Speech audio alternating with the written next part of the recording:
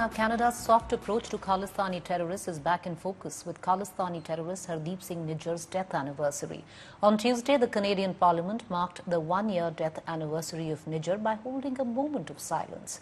Now, this commemoration comes amidst heightened tension between Canada and India, especially after Canada previously alleged that the Indian government was involved in Nijjar's killing. Post his death, Canadian Prime Minister Trudeau publicly referred to Nijjar as a Canadian national, seemingly overlooking his terrorist affiliations. In response to Canada's moment of silence, the Indian Consulate General in Vancouver has announced a memorial service to honor the 329 people killed in the 1985 Khalistani bombing of Air India Kanishka aircraft.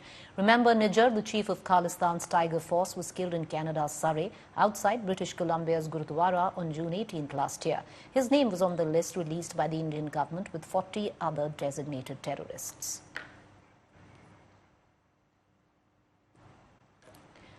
All right. Meanwhile, Nancy Pelosi's visit to India has irked China. Nancy Pelosi, along with a high level of United States delegations, met religious leader Dalai Lama earlier this morning. Nancy Pelosi also visited the Dalai Lama's temple in Dharamshala in Himachal Pradesh. In a move with significant implications for US-China relations, Pelosi also addressed the Tibetan parliament in exile on Tuesday. China is highly critical of Pelosi's visit, viewing the Dalai Lama as an anti-China separatist and urging the US to fully recognize what it calls the separatist nature of the Dalai Lama group.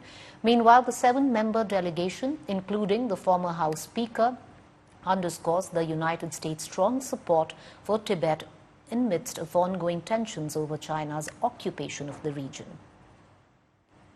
You, President of China, you'll be gone and nobody will give you credit for anything.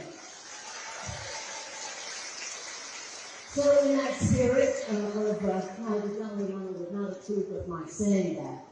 When I criticize the Chinese government, he says, let's pray for Nancy to rid her of her negative attitudes. But I hope you will indulge me today to say that change is on the way. As our colleagues have said, hope springs from faith. And the faith of the Tibetan people in the goodness of others is what is going to make all the difference. His Holiness the Dalai Lama, with his message of knowledge and tradition, compassion, purity of soul, and love. He will live a long time, and his legacy will live forever.